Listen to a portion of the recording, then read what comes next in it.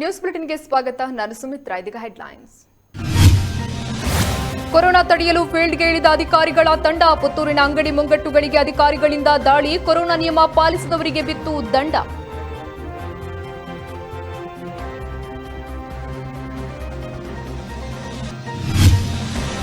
ಶ್ರೀ ಲಕ್ಷ್ಮೀದೇವಿ ಬೆಟ್ಟದಲ್ಲಿ ನಾಳೆ ವಾರ್ಷಿಕ ಜಾತ್ರೋತ್ಸವ. ಕೋವಿಡ್ ನಿಯಮಾನುಸಾರ ಜಾತ್ರೋತ್ಸವಕ್ಕೆ ಸರ್ಕಾರದ ಆದೇಶ. ಕ್ಷೇತ್ರದ ಆಡಳಿತ ಮಂಡಳಿಯ ಸದಸ್ಯರಿಗೆ ಮಾತ್ರ ಅವಕಾಶ.